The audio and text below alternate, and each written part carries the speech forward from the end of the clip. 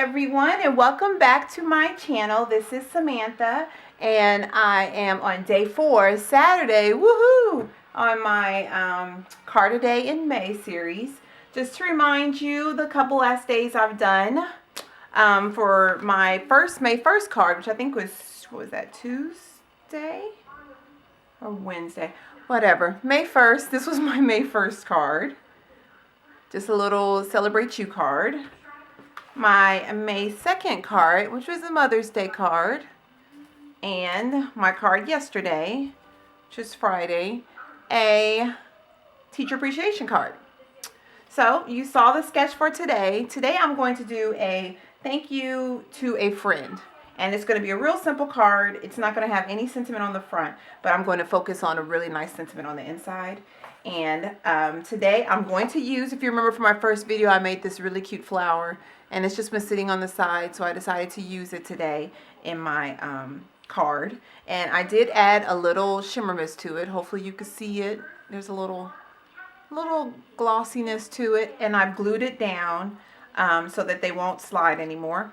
So I'm going to use that today. I'm going to use these 3 pieces of paper, which I'll be cutting into little squares. They're going to be 1.5 by 1.5, and I'm going to focus on using this wash part of this paper because I want to balance between the 2 prints. So that's going to be my paper for my squares. This is going to be the pink I'm going to use for my mat that's going to go on top of my 5x5 square card. And the distressings I'm going to use is going to be tea dye, Victorian velvet at antique linen. I'm going with 2 browns because I have like a couple shades of browns in my paper.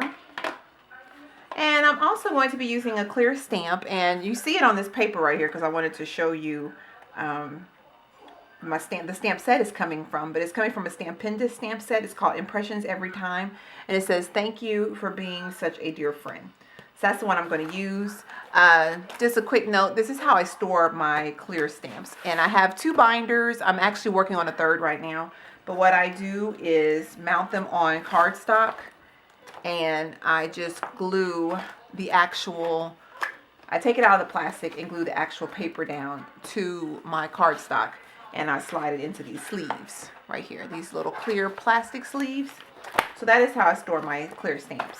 And as you can see, I need to organize them better. Oh, this is the stamp I used Tuesday. But I need to organize them better. Or Wednesday. I don't remember what May 1st was. That's sad. Anyway, I need to organize them better. But really, I just kind of flip through them just to get an idea. But at least I can actually see them. Before this, I just had them like in a little Tupperware container. So anyway, that's how I store my clear stamps. So I'm going to go on and pull off my thank you for being a dear friend. And get it ready here. Just going to mount it on my clear block so it could be ready. And that'll be on the inside of the card. Okay, and another technique I'm going to use today is when I make these little squares, instead of just gluing them down on my paper, I'm going to actually sew them so they can have a hand-stitched look. My plan is to make it look like a quilt. So it'll have like the different patches, the different colors, and then it'll be sewn down. But I'm going to sew it down to this mat first and then adhere it to this paper. So then I'm going to put this on top. So we'll check it out and see how it works. Hopefully it'll look really cute. And I don't want it to be too bulky because I want it to be able to mail it. But so hopefully it'll work out okay. So I'm going to get ready to cut these up, and I'll be right back. Okay, I'm going to use actually this is a Provo craft trimmer. I got it with my Your Story, and I love it. I use it all the time. Wish it was a little bit bigger, but it's not. But I meant to mention that I'm going to actually need 9 of these little squares. So I'm going to do 3 of each paper. So let me go on and trim these up now.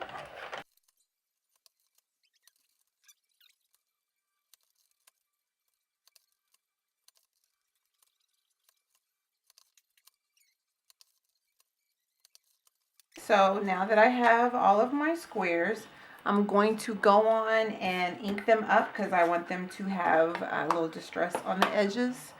So let's do that. For this one, I'm going to use the antique linen.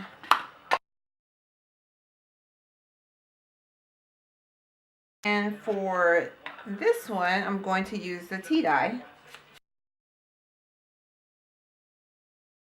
And for the last one, I need to change out my phone here. I'm going to use the Victorian Velvet. Put a little pink on it. That's just to bring the pink all together.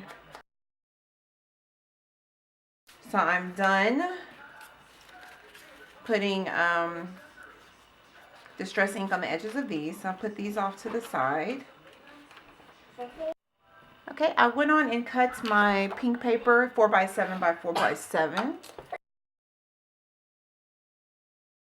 Okay, so what I'm going to do, since this is my mat, I'm going to situate these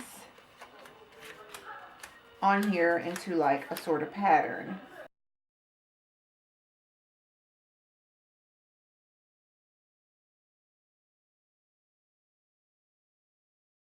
Okay, that kind of situated how I want it to look. So I'm just going to go on and get ready to glue it on.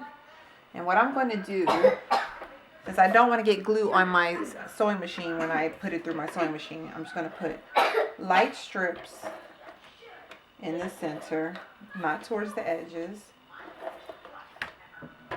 I'm just eyeballing it. I'm just going to start putting these down.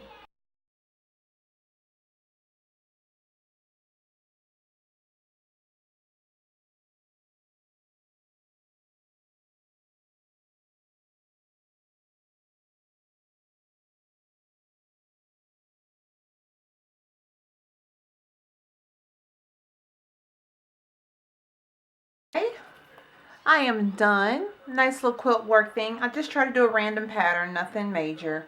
So you probably saw I had a little trouble making sure everything was straight. Once you get the first row done, everything else kind of falls into place. But you just want to make sure you have an even amount of space on the sides. And I probably have a little more space down here at the top than the bottom, but that's okay because once it's done, this will be mainly on top. So I'm going to go on and get my sewing machine together, get ready to adhere these down with my sewing machine because right now they're just lightly held with my adhesive gun. So let me get my sewing machine. I'll be right back. Okay, I have my sewing machine ready. I'm just using a regular brown thread, and I want to do not just a regular straight stitch, but something like a crisscross stitch. So I'm going to I'm going to do a zigzag stitch. So I'm going to set my sewing machine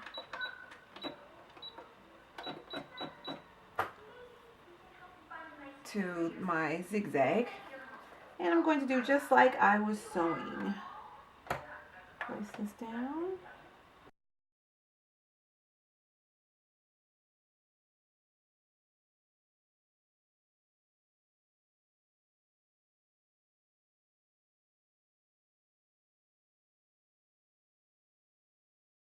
Okay, it is done with the outer stitching. I'm just going to cut away these threads here. And if you can see, I did mess up a little bit right here, and again, actually right here.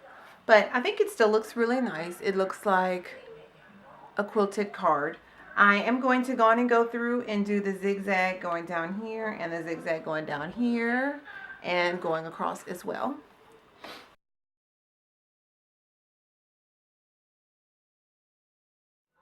Okay, I finished, and just want to show you the finished product. Here it is. So I'm just using my scissors just to trim off some of the thread. And if you don't have a sewing machine, there is a tool called the Sew Easy, which would actually make it really easy to do this, but you would have to sit and hand stitch everything. So I don't know how it works. And then they also have this thing called the Sew Stamper, which I actually own but I haven't figured out how to use it yet. And you know, it wouldn't give like the texture that you feel when you feel like the threads, but it'll at least give the look. So I'm not worried about the back too much here. Oh, I just don't want it to thread on the front. So here it is. You can see it good. Very nice. I like how it came out. It actually looks like a quilt. And just random sheets of paper. I noticed these are in a pattern, but you know, it's random. So I could either, you know, do it any kind of way if I wanted more of these to show. So I'm going to go on and get my card. This is going to go on top. And I think, so it won't be so white on the edges, I'm going to go on. I was trying not to worry about these on the back.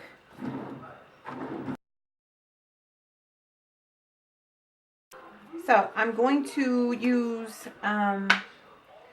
probably the tea dye around the edges, just so it won't be so white.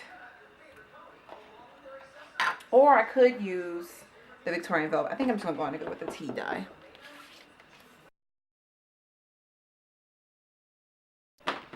So there's my inked up edges.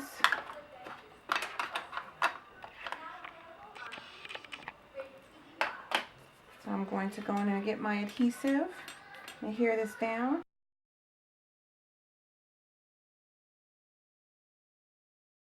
All right, and there's the card. I think it came out really pretty. And then all I have to do now is put my bow on top. And you know, I went through all that trouble to sew this down. Excuse the noise in the background, that's my daughter. But I don't even know if anybody will really be able to even see the pretty stitching details. So you could really stop here and put something like a little small die cut here if you want to do a little bow here. Or maybe even just like this. This came out really nice by itself.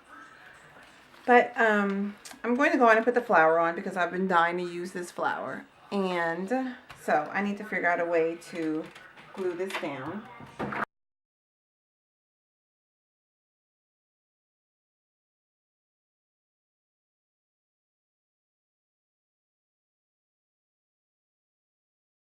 All right, and there it is. I think it came out super cute. Very nice. So I could either have it like this and the recipient opens it up like this, or I can have it open up like this, and I think I want it to open up like this. So I'm going to go on and get my sentiment that I'm going to stamp, and it just says, "Thank you for being such a dear friend." I'm going to make sure it's lined up good.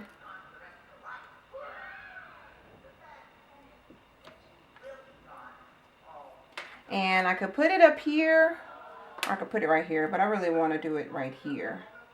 Or I could even put it down here. So, but I think I'm just going to stick with putting it in the middle. Okay. I'm going to use my Distress Ink, my walnut stain. And I don't know if you've ever used these as just as an actual stamper, but it does come out pretty clean, just as long as you make sure you get a lot of ink on your stamp. And I put it up here so you can have space to write whatever you want to write. I guess I could have stuck it in the center. Yeah, I don't know. I guess if I change my mind, I could just take this off and put this on another card. But so here is the final card, and I will take pictures at the end so you can check it out. But I hope you enjoyed this card of the day for today. And if you have any questions or comments, or please ask them below, or you can email me. So you have a good Saturday, and I'll see you tomorrow for the next day, for the next card. Bye-bye.